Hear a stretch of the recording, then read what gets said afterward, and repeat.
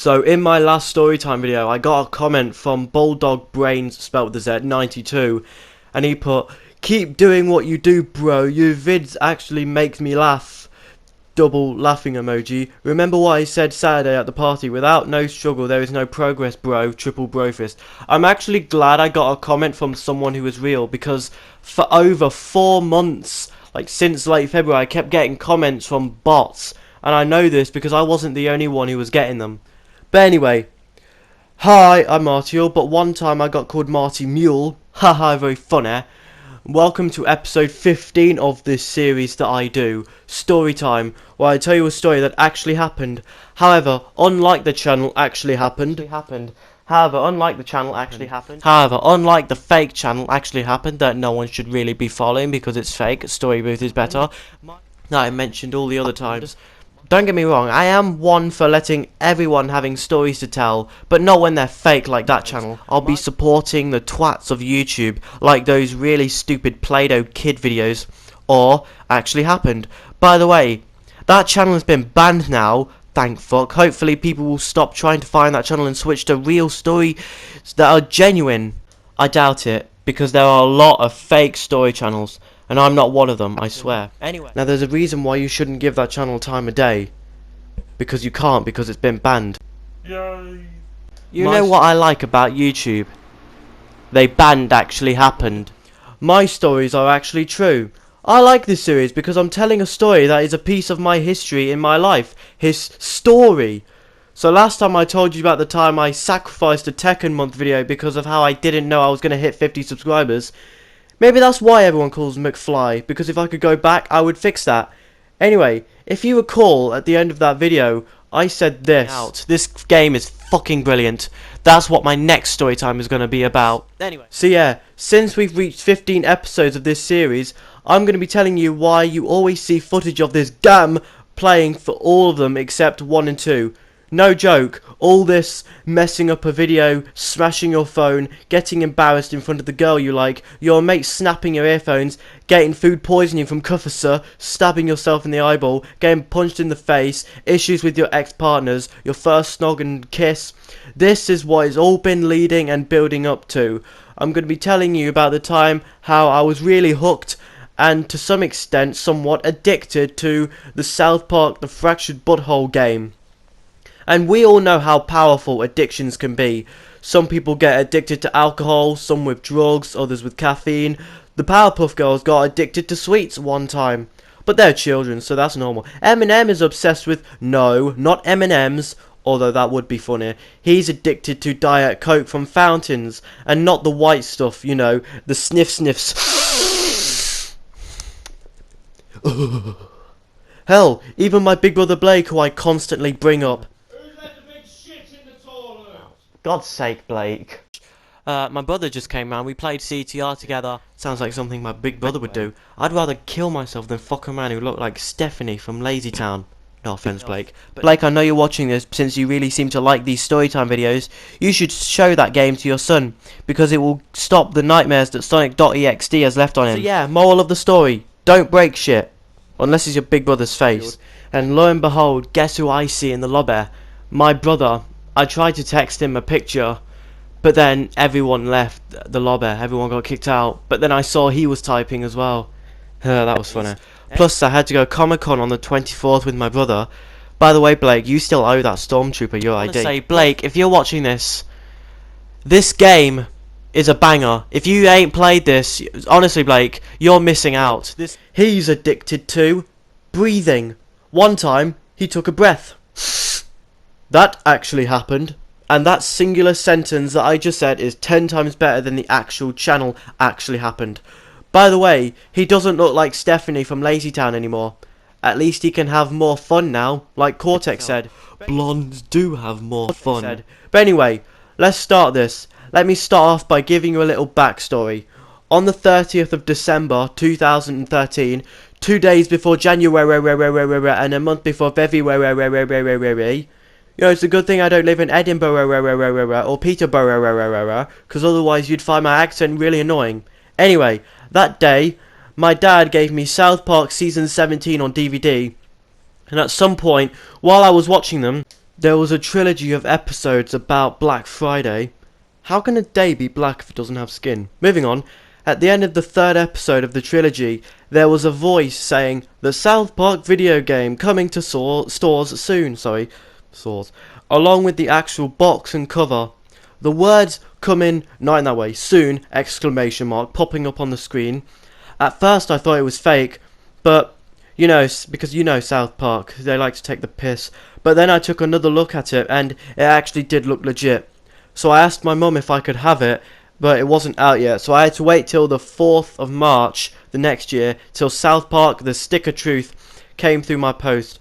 What was it? Well, it was basically an RPG set in the South Park universe, which contained turn-based combat, while taking the piss out of Harry Potter, Hobbit, and Dungeons and Dragons at the same time.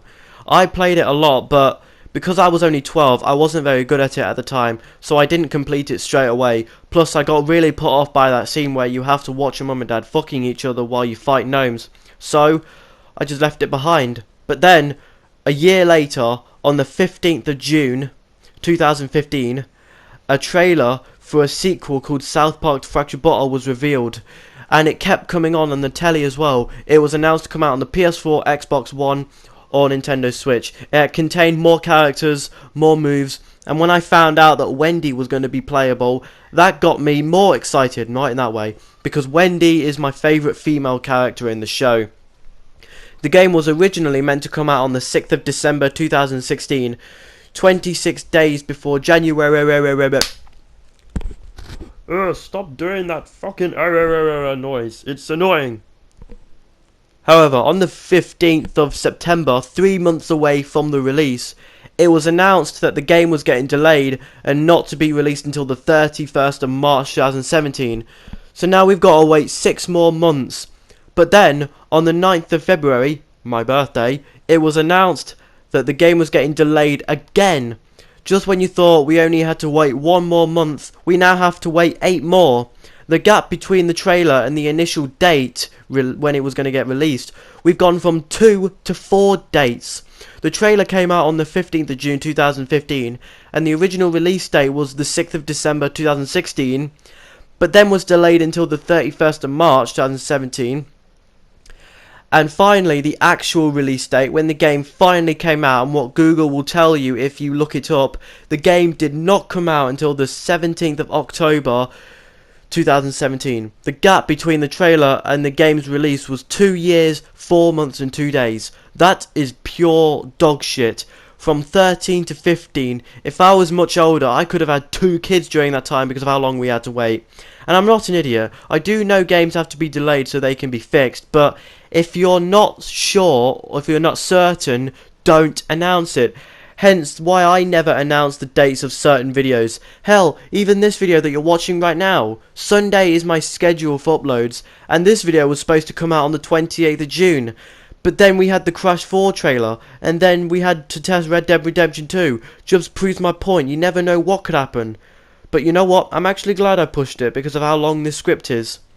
But it doesn't end there. When the game eventually released, I didn't get it straight away.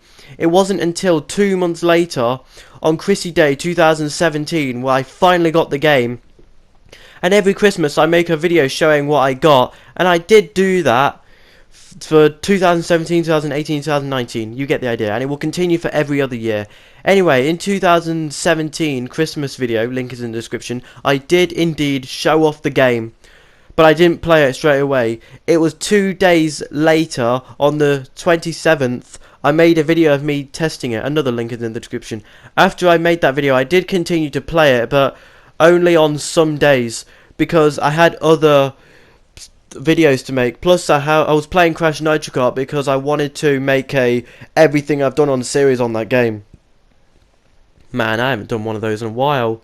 Anyway, on the 12th of January 2018, I was playing it again, and a really cool thing in this game, there's a thing in where you can scan the environment and choose the right buddy power and call depending on what you scan. There are 4 buddy powers that you can call, and each one you have to unlock. And I had already unlocked one, but then I unlocked another one by beating, not in that way, Kyle's mum. Big fat bitch, biggest bitch in the whole wide world. However, after that I turned it off. Not because I was getting bored or anything, no.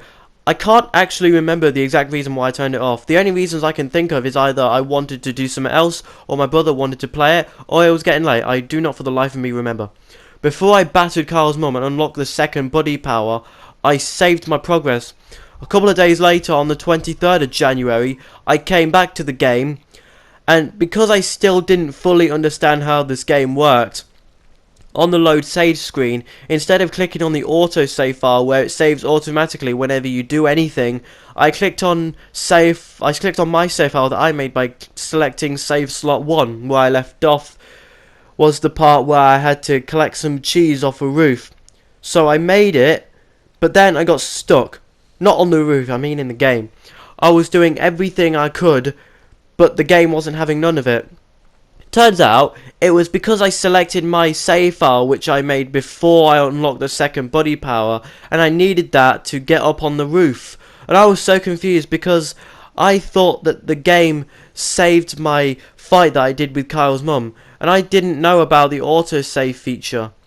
So, even after all the tutorials and even looking up a walkthrough, I still didn't take all the information in.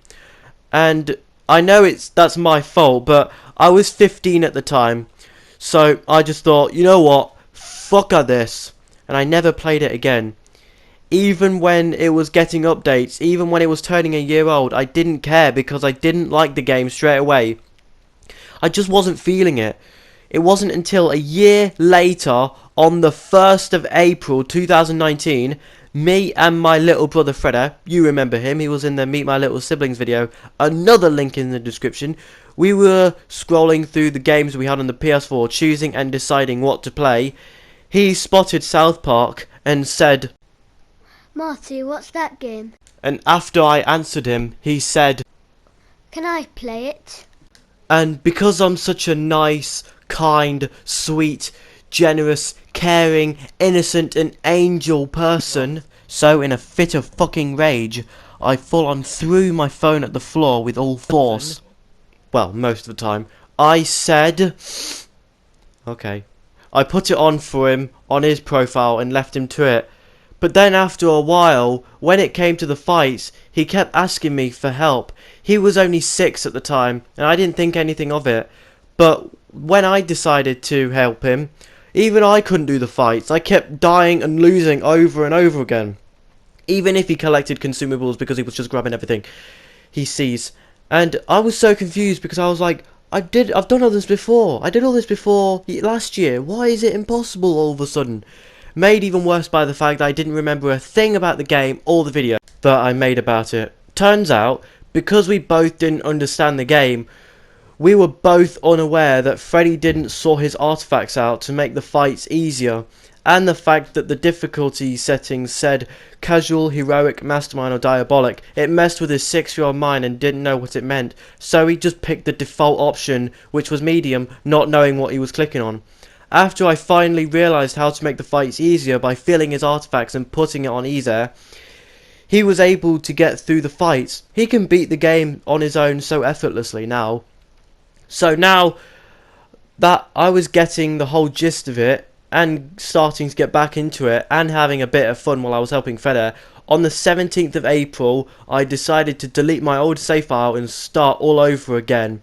And that was when it all took off from there. Well, that was when it all started.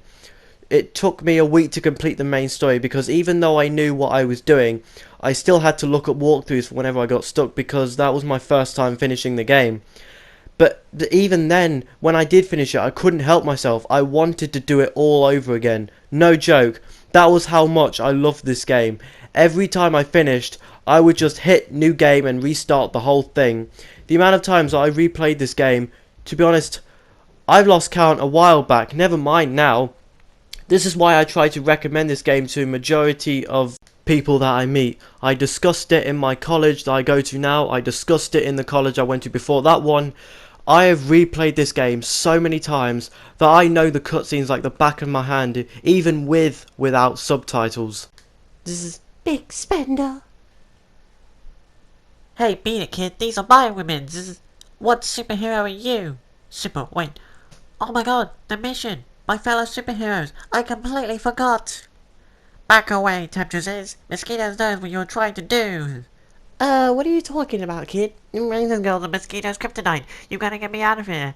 Well, okay then, here's your bill. Ha ha ha! I think that you tried to charm me. I will not pay this bill. You have to leave a tip, asswipe. They are gonna let us go without a fight, kid. Let's do this. See? Jimmy, Clyde and Scott Malkinson are my three go-to characters, and my favourite fight is the Shub Niggurath, which is weird now because I used to hate that fight. I just love this game so much. It's strange though, because even though it's very similar to Stick of Truth, the only difference being the fact that it was a piss take to DC and Marvel instead, and the fact that you could move around in the combat. Think of it as like a grid-based board game. The only difference this time, it doesn't make you feel bored. I tried playing Stick of Truth, but I just wasn't interested, which was very odd because it's pretty much a very identical game. It wasn't until July last year, the 21st I should say, 3 months after I completed Fractured Butthole, that I finally completed Stick of Truth, 5 years after I got the game. But it was because you had position-based combat, it was why I got so hooked. I could not give a fuck about the walking around, although I do wish it had a run button, unlike this game. The combat was where it was at for me, from the different team members, powers, strategies, artifacts, different fart abilities, summons, and hell, even the consumables that you can craft yourself. The combat made me learn a lot of things, not only for this game, but for Stick of Truth as well, because remember, this is a sequel. And that's the thing with this game, even though it's very simple, once you start you've got a lot to take in. And the time stopping mask is going to make the game feel like Fractured Butthole, another game that I really enjoyed. And even after you finish it, you still have the side quests, kind of like Conquest Mode from Mortal Kombat Deception. And yes, the game did have downloadable content, but, or DLC I should say, but as much as I was deeply in love with the game, I still didn't purchase anything, but that still didn't stop me from not wanting to play anything else. And I played the fuck out of this game. I could not put it down. And we all have that one game that we absolutely swear by. Kid Icarus with Crash 3, G-Star 3-1 with Mortal Kombat 2 for the SNES, Squad Jack with Crash Team Racing. And even though I left it a bit late, considering it's going to be 3 years old in October, especially when you consider the fact that all the other YouTubers are playing something else by the time I finally got around to it, I'm actually glad I left it a bit late, because when it first released, it was very glitchy, but thankfully, thanks to the updates, it's even more polished than Loneski's head. And not only did this game get me back into South Park, but it also made me want to watch those superhero episodes as well. And that's how I stumbled upon this song called Superhero by Simon Curtis. I fucking love that song, by the way. This game took over my life for half a year because I was so absorbed. April to October 2019 were completely cut, breezed and flew by because of how addicted I was to it. November was when that feeling started to subside, ease up and fade. I took a break from that game for a month until I started to make more storytime videos and I needed to get more footage, and this is where this brings us to now. But hey, just because I'm not addicted to this game anymore doesn't mean I don't play it anymore. I will still play this game if I'm in the mood for it. I still deep down love this game. I watch loads of YouTube videos about it. I watched Caddy's review on it, I watched Completionist review on it, I watched Angry Joe's review on it, Jacksepticeye's old playlist on it, PewDiePie's old playlist on it, Darkside Phil, DLC included, in the Littlewood Martin, and yes, with the DLC, watch Mojo videos on it, Phantom Strider, Mess Yourself. Hell, I even watched Worth the Buy's video on it. But I wish I didn't though, because he gave that game a thumbs down. But I don't care what anyone says, it's worth every penny. And I know it sounds sad, but I actually really thoroughly enjoyed it. Even down to watching it at lunchtime at college with my earphones. I didn't even speak to anyone. One time I was playing it, of course, and I accidentally turned up to college a bit early. So, to pass the time, I watched some more videos on it. Before this all started, my memories with this game were quite minimal. Whenever I would think of memories of this game, I would always think of when I was really into it, because that was when I spent the most time on it. The game got a 96%, 9 out of 10, 3.5 star rating, but if you want my honest opinion, not only do I think it's better than the Stick of Truth, but I also think that it's not liked enough. I'm not saying it's perfect. There were fights that even when I was hooked I still didn't like, and now that I'm not anymore, it just makes those fights even more annoying. But that's what life does to you. Even more annoying than they already were. But still, at the end of the day, it's better than something like Fortnite. I will give that game credit. At least it feels like a finished game. But that's the problem. It's because it feels so airtight is why it's an issue. Fortnite, I think that's a typo. I think that's meant to say fresh memes and trends the game. And Karma. From listening to South Park talk about it, to watching Bart and Sonic, hell, even people on adverts do the floss. They've really turned it into a thing for retards who really need to floss their teeth. To all the 12-year-olds who still play that game, you seriously need to grow the fuck up and play a proper game like this or Crash Team Racing Nitro-Fueled, etc. You can think of this as a review of the game, but basically what I'm trying to say is, because of the massive impact it's had on me and the fact that it has an amazing soundtrack and dialogue, South Park: The Fractured Butthole is now one of my most favourite games ever made, period. It's brilliant, amazing, outstanding, phenomenal, funny. It's a must-have game in your collection. If you like South Park, then I'm sure that you will like this as well. And Stick of Truth. It's a game I didn't even know I wanted. That was a mouthful. So, that was episode 15 of Storytime. That was me telling you my little history with this game. I hope you enjoyed it. If you liked this video, then share, leave a comment, subscribe, and hit the Fresh Prince of bell icon. And if anyone out there thinks that my videos are crap, let me know why in the comments and hopefully I'll improve. And if you're new to this channel or you just found it, feel free to subscribe if you want. Now, I am going to say this. These Storytime videos have taken a toll on me. So, this is going to be the final episode, because if it was, then I'd be saying, don't go. But this is going to be my last Storytime for a while, because I've been doing this since April now. You know, not getting to sleep until 4 in the morning and waking up at midday writing the scripts. I need to get my shit together. And this script has taken me a long time to make. And yes, I did proofread it before you have a go at me in the comments. And season 36 has come to an end. But that's a record. Not only is this the longest running season in this channel, but it's also the season to have the most videos on it. Especially when you consider that before this one was made, it was season 1. And, you know, it's been 3 years. I think we need a new one now. This season took place between the 12th of January and 12th of July. But anyway, I'm Marty. Bye. I will see you very, very soon. I'm out. Enjoy the compilations that I'm going to be pumping out after this video. Bye.